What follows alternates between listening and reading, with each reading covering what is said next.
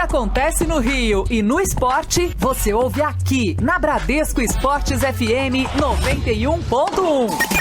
Muito boa tarde para você que está na Bradesco Esportes FM, a rádio do seu esporte. Eu sou o Juan Rodrigues, estarei com você até às 6 horas da tarde. Você que acompanhou aqui na rádio do seu esporte o jogão entre Real Madrid e Manchester City, que terminou em 0-0. Vamos destacar o seu clube de coração aqui na Bradesco Esportes FM, giro de clubes para vocês, começando pela equipe do Flamengo. No Flamengo, que tivemos o treinamento sendo realizado nesta manhã, onde a equipe ficou longe dos holofotes da imprensa e realizou um treinamento físico, se preparando para o Campeonato Brasileiro, onde joga no dia 14 de maio diante do Sport, às 4 horas da tarde. E quem teve muito o que explicar lá no Ninho do Urubu foi o Rodrigo Caetano, ele que é diretor executivo de futebol da equipe do Flamengo. A começar pelo ponto mais polêmico do clássico. Isso, houve um ponto mais polêmico, inclusive, do que o resultado de 2-0, que foi a atitude dos atletas antes da partida, quando entraram, de maneira abrupta, deixando a garotada do lado de fora para entrar depois, meio que igual a NFL. Bom, Rodrigo Caetano explicou essa situação. Mas não partiu especificamente de uma solicitação da diretoria, nem tampouco foi uma iniciativa que vocês podem ter absoluta certeza que, certamente com a intenção de um agradecimento, um reconhecimento do carinho que recebemos em Manaus. Quem lá esteve viu que os atletas, em nenhum de nós, em momento nenhum, se furtou da aproximação com o torcedor. No próprio dia do treinamento que antecedeu o jogo, isso foi notado por todos aqueles que lá estiveram, desde a nossa chegada. Não tivemos o contato com o torcedor muito maior somente no aeroporto, por uma questão de segurança que nos foi orientado para que não fizéssemos isso. E aquilo que foi falado em relação à falta de respeito com as crianças, muito pelo contrário, não foi... Tenho certeza absoluta, a intenção dos atletas também em não dar o carinho. Pelo contrário, eles foram lá receber as crianças após a entrada de campo. E a intenção, na minha visão, foi justamente essa, de ter um calor a mais do torcedor, um agradecimento pelo carinho, por ter lotado praticamente todas as dependências destinadas ao Flamengo no jogo, mas quando não se ganha, esses fatos eles acabam tomando uma dimensão maior ainda. Eu prefiro fazer a reflexão em cima daquilo que nós podemos corrigir para melhorar para a próxima competição. E por falar em correções, o Flamengo pensando em Campeonato Brasileiro, e o Rodrigo Caetano analisa o elenco. Para ele, é um dos melhores elencos do país. Jogadores que certamente desejados por outros grandes clubes do futebol brasileiro. Nós não podemos depreciar.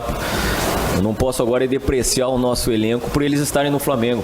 Isso é um absurdo, E porque nós, em 4 meses, ainda não tivemos os resultados desejados. Mas a cobrança, Zaco, ela é todo dia. Ela não é por hoje, não. É claro que quando você tem, você sai de uma competição, aconteceu isso quando nós conversamos lá, fomos eliminados na semifinal também, Não passamos para a final. O nosso desejo era estar nas 2 finais. Nós tivemos, saímos na semifinal. Mas nós não vamos fazer a política da terra arrasada aqui, nem podemos. Mas nós temos que fazer as nossas reflexões, fazer correções em alguns pontos, mas isso aí vai ficar no âmbito interno. Se teu questionamento é se subir o tom, o nosso tom sempre foi o mesmo. Sempre foi o mesmo. A gente está no clube de maior torcida do país, não dá para você, em determinado momento do ano, fazer uma cobrança ou discutir assuntos internos num tom diferente. A gente sabe a responsabilidade que a gente tem e sabe a responsabilidade que está por vir aí no Campeonato Brasileiro. Mas isso é um trabalho, vocês podem ficar tranquilos, o torcedor também, que a gente faz isso semanalmente. Tá aí esse o Rodrigo Caetano que conversou lá no Ninho do Urubu com a imprensa, né? Ele que é diretor executivo da equipe do Flamengo, se prepara para o Campeonato Brasileiro. O Flamengo tem uma programação extensa de treinos 2 vezes ao dia na semana, em sua maioria até o final dessa semana, na sexta-feira. Você está na Bradesco Esportes FM, a Rádio Seu Esporte. Vamos destacar o Vasco da Gama. Gabriel Esquerdo me chama e vai agora com o Vascão na Rádio Seu Esporte. Muito boa tarde, Juan Rodrigues, todo mundo ligadinho aqui na Bradesco Esportes FM, a rádio do seu esporte. Vasco da Gama faz um treinamento agora aqui em São Januário e esse treinamento é para se preparar para a partida de amanhã contra o Remo pela Copa do Brasil às 9h45. O jogo será realizado aqui mesmo na Colina Histórica em São Januário. O Vasco da Gama, por ter vencido a primeira partida em Belém por 1-0, pode empatar para chegar à segunda fase da Copa do Brasil. Uma vitória do Remo por 1-0 leva a decisão para os pênaltis. E caso o Remo vença por qualquer outro placar, a equipe do Belém vai passar para a segunda fase da Copa do Brasil. Para essa partida, Jorginho deve poupar alguns jogadores pensando na decisão do Campeonato Carioca contra o Botafogo no próximo domingo. Os prováveis jogadores que devem ficar de fora desse jogo são Rodrigo e Júlio César. Isso porque eles vêm sentindo dores musculares nas últimas semanas. Jorginho deve poupá-los para não correr o risco de ter uma lesão mais grave que pode tirá-los de uma parte da temporada, inclusive das finais contra o Botafogo. Outra mudança do time que enfrentou o Flamengo é a volta de Marcelo Matos para a equipe titular. Ele foi expulso contra o Fluminense na última rodada da Taça Guanabara, vitória por 1-0 que deu ao Vasco da Gama o título dessa competição, e ficou suspenso para o jogo contra o Flamengo. Diguinho atuou no seu lugar e amanhã Marcelo Matos deve retomar a equipe titular do Vasco da Gama. Com isso, a provável escalação do Cruz Maltino para o jogo contra o Remo é a seguinte: Martins Silva no gol, Madison na lateral direita, Luan e Rafael Vaz na zaga e Henrique na lateral esquerda. Henrique na lateral esquerda, ele que vem sendo bastante elogiado por Jorginho desde o jogo contra o Remo, que inclusive ele deu o cruzamento para o gol do atacante Thales, que deu a vitória ao Vasco da Gama. No meio-campo, Marcelo Matos e Júlio dos Santos, Nenê, Andrezinho e Jorge Henrique. Na frente, o atacante Riascos, ele que é o artilheiro do Vasco da Gama na temporada, com 9 gols marcados. Valeu, Juan! Valeu, esse é o Gabriel Esquerdo, noticiário do Vasco da Gama aqui na Bradesco Esportes FM. Lembrando que mais cedo o Manchester City empatou com o Real Madrid em 0-0 num duelo que o Real Madrid, em certos momentos da partida, foi até melhor. E voltando a destacar o seu clube de coração, quem me chama agora é Arthur Boa, porque ele vai chegar com o Fluminense na rádio do seu esporte. Fala, Arthur. E a equipe do Fluminense terá mais ou menos 2 semanas de preparação para o Campeonato Brasileiro. É claro que tem a Copa do Brasil no meio, mas a principal competição do tricolor nessa temporada é o Brasileirão. E o técnico Lever Coupe terá esse tempo para poder treinar a equipe. Ele que chegou no Fluminense já com o Carioca e com a Primeira Liga em andamento e não pôde ter essa pré-temporada, não pôde ter esse tempo para aprimorar e treinar ainda mais a equipe tricolor. E o volante Edson, que tem ganho algumas chances com o Lever Coupe, fala agora sobre esse tempo que o tricolor vai ter para treinar, falando que esse tempo vai ser muito positivo para o técnico. Isso é importante, né? Porque todo treinador, né, quer o seu tempo, né, para poder desenvolver o seu trabalho, né? Então, isso é importante para ele, para o Levi também, né? Tenho aí acho que 20 dias aí praticamente sem nenhum jogo. Então tem a Copa do Brasil, mas tem um tempo determinado que ele deseja, né? Então é momento para ele preparar a equipe da melhor maneira possível e seguir em frente no campeonato. Esse então o Edson falando aqui na Bradesco Esportes FM sobre essas 2 semanas de tempo que o Lever Coupe vai ter para poder treinar e também fazer alguns ajustes na equipe do Fluminense visando a estreia do Campeonato Brasileiro, que vai acontecer no dia 15 contra o América Mineiro em Minas Gerais.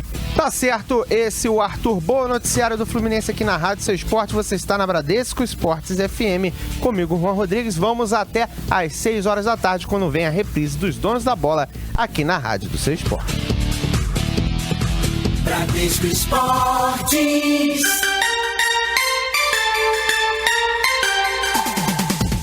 Hora de destacarmos o Botafogo aqui na Bradesco Esportes FM, a rádio do seu esporte, direto de General Severiano. Tia Leal conversa comigo aqui na Bradesco Esportes FM para trazer as últimas do Fogão. Tudo bem, Tia?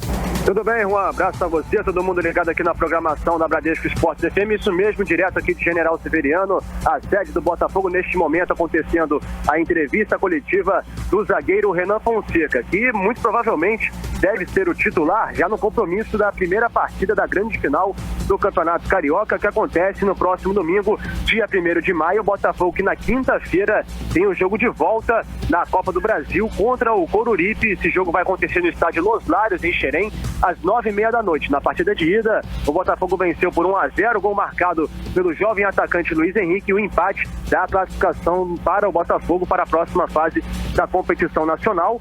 O atacante Sassá deve ser relacionado para essa partida e não está descartada, inclusive, a possibilidade dele começar jogando, ou seja, na equipe titular neste compromisso do Botafogo na Copa do Brasil. Lembrando que o Anderson Aquino assinou contrato hoje, no final da tarde, aqui mesmo na sede do Clube General Severiano. É jogador do Botafogo até o final dessa temporada. Valeu, Juan! Valeu, esse é o Tia Leal aqui na Bradesco Esportes FM, a Rádio Seu Esporte, falando do Botafogo. Você está aqui no Giro de Cruz. Bradesco Esportes. Tudo que acontece no Rio e no esporte, você ouve aqui na Bradesco Esportes FM 91.1. Estou de volta aqui na Bradesco Esportes FM, a rádio do seu esporte. Quem me chama é Mauro Santana, com material sobre a série de debates que está tendo na CBF. Estamos de volta aqui da sede da CBF na Barra da Tijuca, zona oeste do Rio de Janeiro, onde acontece o segundo dia da Semana de Evolução do Futebol Brasileiro. O tema, pela manhã, foi arbitragem e daqui a pouco será abordado o calendário brasileiro. Um tema bastante polêmico. Vamos trazer aqui agora o nosso convidado, é o português Vitor Pereira, ele que é presidente do Conselho de Árbitros de Portugal, que trouxe um conceito bastante evoluído da profissionalização dos árbitros. Lá, os árbitros recebem salário e, inclusive, têm obrigações no sentido de treinamentos diários nos vários centros que estão espalhados por todo o país. Mas o que eu quero abordar contigo, Vitor, é um assunto que vai ser novidade neste Campeonato Brasileiro, que é a inclusão do árbitro de vídeo. De que maneira tentar trabalhar desta forma para impedir o comprometimento da soberania das decisões do árbitro dentro de campo? Eu creio que não vai comprometer a soberania e acho que as pessoas que estão a estudar esta experiência e a acompanhar a experiência vão encontrar a melhor solução que não comprometa o futebol e a sua essência.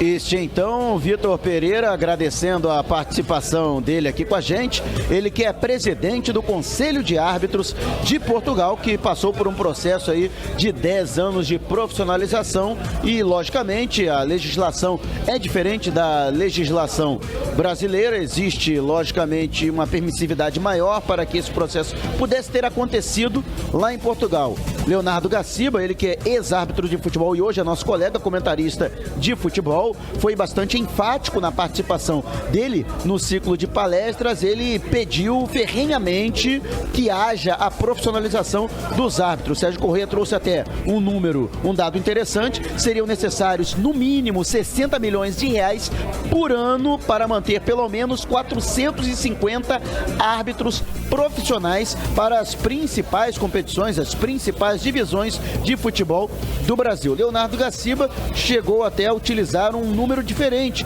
que seriam necessários apenas 45 árbitros para as séries A e B do futebol brasileiro. Isso demandaria algo em torno de 500 mil reais por mês para a Confederação Brasileira de Futebol. Segundo ele, isso é menos do que recebe hoje um jogador top do futebol nacional. Isso gerou bastante discussão, inclusive durante o debate. Esse é o Mauro Santana com informações do evento que está acontecendo na sede da CBF. Com o Mauro Santana a gente encerra o Giro de Clubes aqui na rádio do Seu Esporte. Fique agora com a reprise dos Donos da Bola. Tudo que acontece no Rio e no esporte, você ouve aqui na Bradesco Esportes FM 91.1.